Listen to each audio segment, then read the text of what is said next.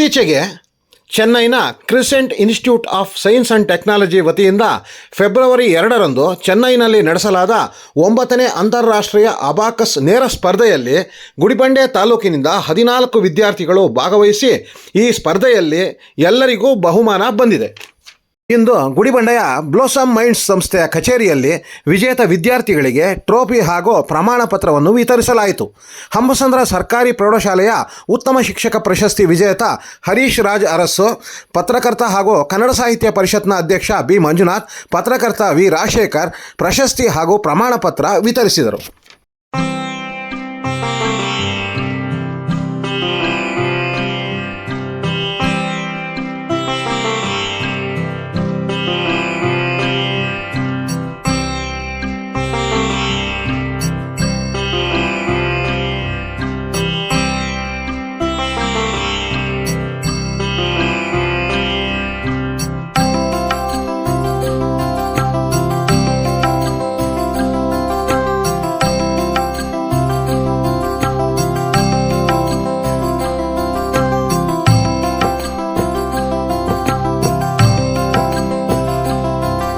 ಸಮಯದಲ್ಲಿ ಹರೀಶ್ ರಾಜ್ ಅರಸು ಮಾತನಾಡಿ, ಇಂದು ವಿಜೇತರಾಗಿರುವ ಮಕ್ಕಳು ಇದೇ ರೀತಿ ಸಾಧನೆ ಮಾಡಿ ಜೀವನದಲ್ಲಿ ಉನ್ನತ ಸ್ಥಾನಕ್ಕೇರಲಿ ಎಂದು ಹಾರೈಸಿದರು.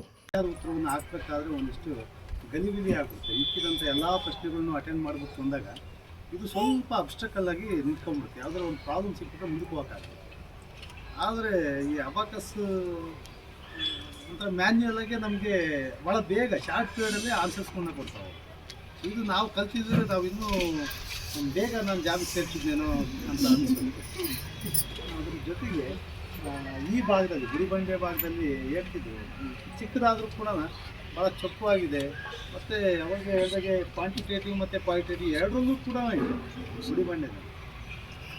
ಹಂಗಾಗಿ ಇಂಥ ವಿಶೇಷವಾಗಿ ಈ ಒಂದು ಅಬಾಕಸ್ ಒಂದು ವಿಶೇಷವಾಗಿರ್ತಕ್ಕಂಥ ಸ್ಕಿಲ್ಲನ್ನು ನಿರಂತರವಾಗಿ ಗುಡಿಬಂಡೆ ಭಾಗದ ಮಕ್ಕಳಿಗೆ ಕೊಡ್ತಾ ಇರ್ತಕ್ಕಂಥ ಸ್ವಾತಿ ಮೇಡಮ್ ಅವರಿಗೆ ವೈಯಕ್ತಿಕವಾಗಿ ನಾನು ಅಭಿನಂದನೆಗಳನ್ನು ಹೇಳ್ತಾ, ಇಂಥವು ಕನ್ನಡ ಸಾಹಿತ್ಯ ಪರಿಷತ್ ಅಧ್ಯಕ್ಷ ಬಿ ಮಂಜುನಾಥ್ ಮಾತನಾಡಿ, ಪ್ರತಿ ಸ್ಪರ್ಧೆಯಲ್ಲಿ ತಮ್ಮದೇ ಆದ ಛಾಪು ಮೂಡಿಸಿ ಯಶಸ್ವಿಯಾಗುವುದು ಗುಡಿಬಂಡೆ ಮಕ್ಕಳ ರಕ್ತದಲ್ಲಿಯೇ ಬಂದಿದೆ ಎಂದರು. ಅದನ್ನೇನೋ ಒಂದು ಸಾಧನೆ ಮಾಡಬೇಕು ಅನ್ನೋ ಛಲ ನಮ್ಮಲ್ಲಿ ಗುಡಿಬಂಡೆಯಲ್ಲಿ ಬಂಡೆ ತರ ಒಂದು ಮುಂದೆ ಹೋದ್ರೆ ಏನೋ ಒಂದು ಸಾಧನೆ ಮಾಡಲೇಬೇಕು ಅನ್ನೋದು ಹುಮ್ಮಸ್ಸಿದೆ. ಇದು ಹೆಂಗಂದ್ರೆ ನಮ್ಮ ಒಳ್ಳೆ ಟೀಚರ್ ಸಹ ಸಿಕ್ಕಿದ್ದಾರೆ. ಆ ಮೇಡಮ್ ಫ್ರೆಂಡ್ಲಿಯಾಗಿ ಇರ್ತಾರೆ, ಅಷ್ಟೇ ಪನಿಷ್ಮೆಂಟ್ ಕೂಡ ಕೊಡ್ತಾರೆ.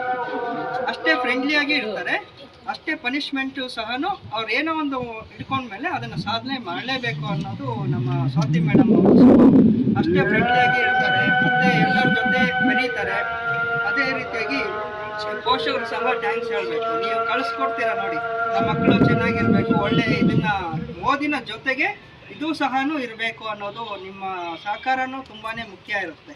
ಅದೇ ರೀತಿಯಾಗಿ ಯಾರ ಮಕ್ಕಳು ಕೂಡ ಅಯ್ಯೋ ಅಷ್ಟು ದೂರ ಹೋಗ್ಬೇಕಪ್ಪ ಯಾರು ಕಳಿಸ್ತಾರೆ ಬಿಡೋ, ನೀವು ಏನು ಮಾಡ್ತೀರ ನಾನು ನೋಡ್ತಾನೆ ಇರ್ತೀನಿ. ನಿಮ್ಮ ಮಕ್ಕಳ ಜೊತೆ ನೀವು ಸಹ ಪಾರ್ಟಿಸಿಪೇಷನ್ ಎಕ್ಸಾಮ್ ಜೊತೆಗೆ ಹೋಗ್ತಾ ಇರ್ತೀರ, ಅದು ನಮಗೆ ತುಂಬಾ ಖುಷಿ ಆಗುತ್ತೆ. ಕೆಲವರು ಮಕ್ಕಳು ಏನು ಮಾಡ್ತಾರೆ, ಅಯ್ಯೋ ಚೆನ್ನೈಗೆ ಹೋಗ್ಬೇಕು, ಅಷ್ಟು ದೂರ ಹೋಗುತ್ತೆ, ಖರ್ಚಾಗುತ್ತೆ ಅಂತ ಹೇಳಿ ಕೆಲವು ಸುಮ್ಮನೆ ಇದ್ಬಿಡ್ತಾರೆ. ಬಟ್ ನೀವು ಪೇರೆಂಟ್ಸ್ ಏನಿದ್ದೀರಾ ತುಂಬಾ ಮಕ್ಕಳಿಗೆ ಪ್ರೋತ್ಸಾಹನ ನೀಡ್ತಾರೆ. ನಿಮಗೆಲ್ಲರಿಗೂ ಸಹ ನಾವು ಧನ್ಯವಾದಗಳನ್ನ ತಿಳಿಸ್ತಾ ಇದ್ದೀವಿ. ಕೇವಲ ಬುದ್ಧಿಶಕ್ತಿಯಷ್ಟೇ ಅಲ್ಲದೆ ಶಾರೀರಿಕ ಆಟೋಟಗಳಲ್ಲಿ ಸಹ ಮಕ್ಕಳು ಸಾಧನೆ ತೋರಬೇಕು, ಆಗ ಮಾತ್ರ ಯಶಸ್ಸು ಸಾಧ್ಯ ಎಂದು ರಾಜಶೇಖರ್ ತಿಳಿಸಿದರು.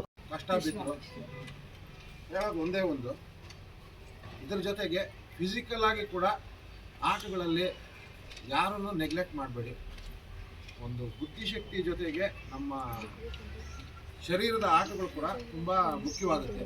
ಈಗಿನಿಂದಲೇ ನೀವು ಯಾವುದನ್ನ ಒಂದು ಆಟದಲ್ಲಿ ಸೇರಿಕೊಂಡು, ಒಂದು ಕಬಡ್ಡಿ ಆಗ್ಬೋದು, ಖೋಖೋ ಆಗ್ಬೋದು, ಇಲ್ಲ ವಾಲಿಬಾಲು, ಫುಟ್ಬಾಲ್ ಈ ಥರ, ಯಾಕೆಂದರೆ ನಾವು ಇದರೊಳಗೆ ಎಷ್ಟು ಇಂಪಾರ್ಟೆನ್ಸ್ ಇದೆಯೋ ಅವುಗಳ ಮೂಲಕ ಕೆಲಸಕ್ಕೆ ಸೇರೋದು ಕೂಡ ಭಾರಿ ಈಸಿ ಆಗುತ್ತೆ.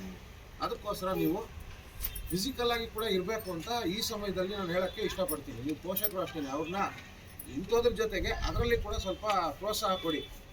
ಈ ಸಮಯದಲ್ಲಿ ಬ್ಲೋಸಮ್ ಮೈಂಡ್ಸ್ ಸಂಸ್ಥೆಯ ಗುಡಿಬಂಡೆ ವಿಭಾಗದ ಮುಖ್ಯಸ್ಥೆ ಸ್ವಾತಿ ಗಂಗಾಧರ್, ವಿದ್ಯಾರ್ಥಿಗಳು, ಪೋಷಕರು ಸೇರಿದಂತೆ ಅನೇಕರು ಹಾಜರಿದ್ದರು.